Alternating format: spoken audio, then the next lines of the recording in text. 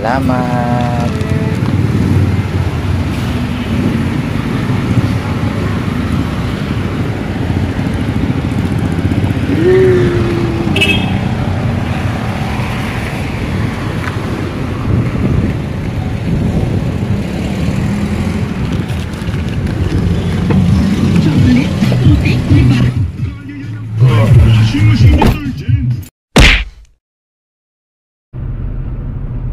Simula nang dumating ako nung June 24 dito sa Pilipinas, so hindi pa tayo hindi pa natin naasikaso si Cherry Tigo natin dahil lagi ako nasa ospital.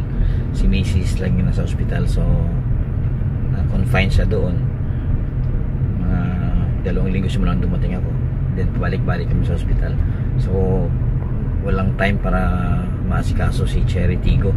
So ngayon lang yung magkakaroon ng time ngayong araw na to para malinisan natin siya dahil talagang madumi na. Papakita ko rin sa inyo kung ano na yung itsura ni Cherry Tigo natin after almost 4 years.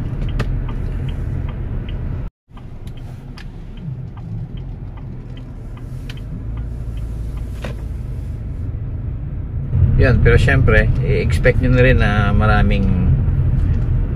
may mga gas-gas, may mga yung UP pa rin dati nung nakaraan, hindi ko pa naasikaso kasi nga may nagkasakit si Mrs. So yung budget para doon paayos na sasakyan, siyempre na importante yung hospital. So ipakita ko sa inyo honest opinion o tinatawag na honest na review, hindi matawag na review. Pero kumbaga wala akong itatago na kung ano man o ano may makita nyo, yun diba? So almost 4 years na siya na ginagamit araw-araw. Alright, so dito tayo nagpapa-carwash. Yan, ito itsura niya ngayon na wala pang hindi pa na karwasan. So simula nung dumating ako, wala pa talaga, hindi pa ito na asikaso.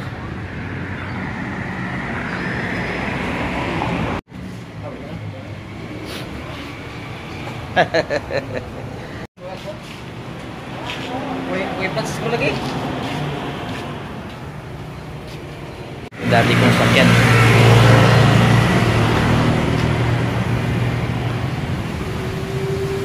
Ito yung dati kong service Ranger din dati.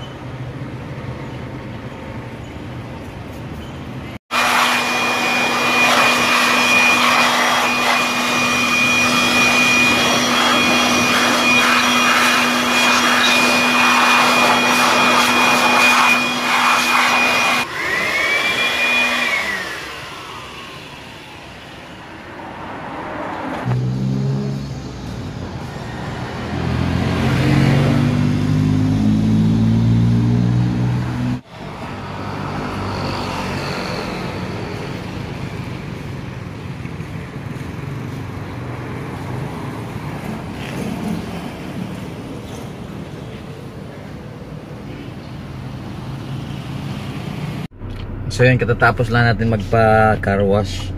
So siyempre alam nyo naman yung ang sarap ng pagkaramdam pag yung malinis sa sasakyan. And yeah, mamaya ipakita ko sa inyo yung itsura nya, interior saka exterior,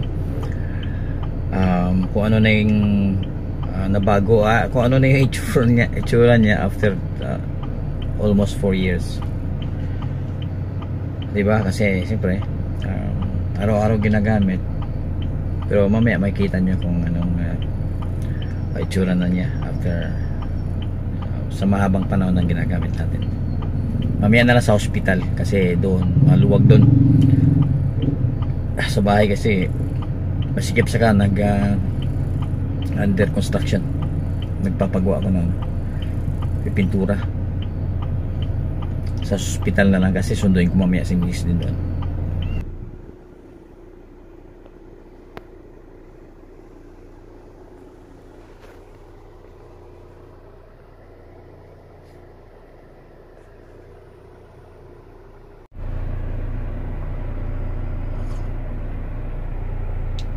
Puntahan na natin sa ospital yung ating pasyente.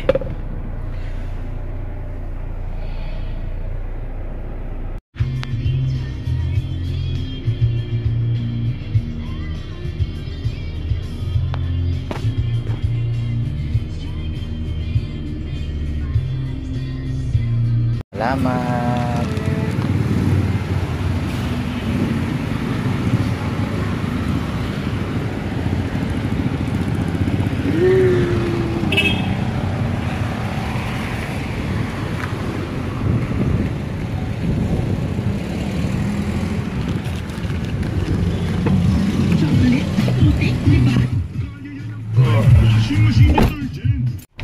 Request ng ating pasyente, nagda-dialysis, sweet disal.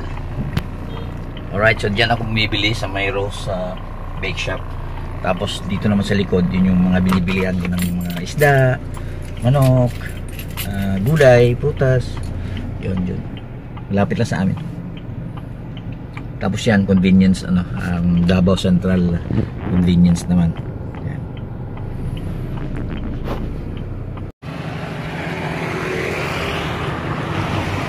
So, yan ang ospital. Ito yung ating Cherry Tiggo 5X Lux after almost 4 years na. So, makintab pa rin siya, di ba? Makintab pa rin yung body niya. Hindi ko pinawax yan, guys, ha. So, makikita nyo na almost 4 years na siya, pero wala pang gaanong pagbabago sa pintura. Nabilad to araw-araw. Sa labas ng bahay. So kung makikita nyo naman na maganda pa rin ang ang nabanggit sa akin nung bayaw ko na nagpipintura, magandang klase ng pintura daw, saka yung sistema nung pagpintura nitong ating Cherry Tiggo 5X Lux or Cherry in general, di ba? So makikita nyo dyan sa gilid, ito itsura nya sa harap, maganda, di ba? Yung gulong natin na pinapalitan natin ng kulay, yan ganoon natin matte black, saka yung mga caliper dyan ginawa nating yellow. So matagal na, siguro magto 2 years na yan na as is pa rin na pero yung mismong sasakyan natin is almost 4 years na. So makita nyo sa likod, makintab, maganda pa rin yung forma, di ba? Yan ang alagang Cherry Tiggo 5X Lux. Ayan, makikita nyo. Yan. Sa malayuan, maporma pa rin, di ba? Maporma. Okay, so ipakita ko sa inyo mamaya yung dito sa loob yung mga issue. So unang-una pala dito sa gilid, makita ninyo to, ito na UP ito, 2 years ago pa ito, na i-vlog ko rin yan yan, 2 years ago.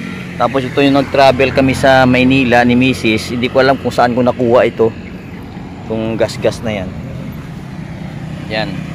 Saka itong mga gas-gas dito sa gilid, sumabit ito sa eskwelahan ni Lance sa gate. Si Mrs. nag-drive nung time na yun. So yun lang ang pinaka issue niya dito, yung gilid ng mga gas. So maliit na gas lang yan, walang problema yan. Alright, so ito naman dito sa loob, syempre sa araw-araw na ginagamit natin, na fade na yung ating floor mat, no? Ito maraming mas dito kasi nasa hospital tayo palagi. So tingnan nyo naman yung interior, di ba? Walang pagbabago, ganun pa rin, malinis pa rin, ayos pa rin yung leather niya. Oh, di ba? Ito lang talaga, pero madali lang ito, babalutan ko lang ito ng leather. Hindi lang talaga natin nasikaso ngayon kasi nga nasa hospital palagi si Mrs. Oh, tingnan nyo, oh, di ba? Para pa rin almost 4 years na ito. Pero tingnan nyo, halos walang pagbabago sa body saka sa interior. Ganon din dito sa loob. Ito lang, oh. Ito lang. So madali lang 'yan. 'Di ba? Oh. Lumabas pa yung wire, oh. Mamaya. Ayan. Oh, tingnan nyo. Yung leather, magandang quality talaga ng leather nito. Araw-araw to ginagamit, araw-araw to nabibilad sa araw, di ba? Tingnan nyo, maganda pa rin. Oh, makintab pa rin yung brake lights niya. Oh, yung kanyang emblem, makintab pa rin. Yung kanyang logo, cherry. Yung tigo niya na ano dito, makintab pa rin. Tingnan nyo yung likod. Oh, yan, malinis, walang pagbabago yan. Oh, di ba? Tingnan natin doon sa kabilang side para makita nyo yung sa kabilang side naman. O, ganun pa rin, o. O, di ba? So, ang ganda. Depende lang kasi yan sa pag-alaga ng sasakyan. Yan, o. O, di ba? Walang pagbabago. Ganun pa rin. Malinis. Yun lang, yung ano, madali lang yan. Papabalot ko lang yan.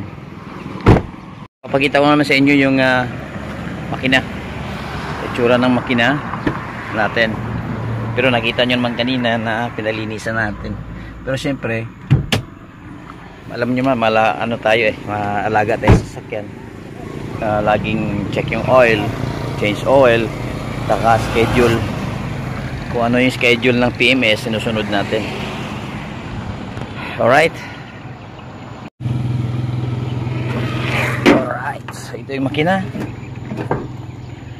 O, di ba? Linis. Maalikabok lang to kanina kaya pinalinisan ko. Pero hindi siya yung engine wash. Talagang pinaanuhan ko lang ng blower. Hangin lang. Wag kayong magano ng engine wash na pabugahan ninyo ng tubig. Di ba? Although safe naman. Pero advice ko wag na. Alright. So battery natin doon. Ito yung air cleaner. Ito yung makina mismo, main engine. Saka yun yung sa tubig sa radiator. Alright. So ito yung engine gauge natin, oil gauge. Yan yung brake fluid. Okidoki. Yan. Di ba? Dito sa taas, ganun pa rin, walang problema. Gumagana pa lahat. Pati yung kanyang sunroof, pag in-automatic mo yun, lalabas, ano yun, mag-open yun doon. Hindi yun mag-open kung luma na yung battery mo. Pag bago pa yung battery mo, walang problema. Tapos yung aircon, ganun pa rin, napakalamig. Napakalamig ng aircon nito. Mag-4 na taon na wala akong problema. Di ba? Sa performance niya, ganun pa rin. Yung acceleration niya, ganun pa rin. Walang pagbabago sa acceleration. Talagang mas tumibay pa lalo. Wala rin akong na ano dito na makalakalampag. Wala. Maalaga naman din kasi si Mrs. mag-drive. Lalo na ngayon din na nasagan nakapag-drive dahil nga sa may dialysis siya. So ang natambay lang ito sa bahay, ginagamit lang ito pag hinahatid siya ni Bunso. Ngayon si Bunso may motor na rin may sarili na siyang service na Yamaha R15. So ginagamit na ito pag hatid sundo siya sa hospital. Alright, so nakita nyo, napakaganda pa rin ang ating Cherry Tiggo 5X Lux, diba? Alright,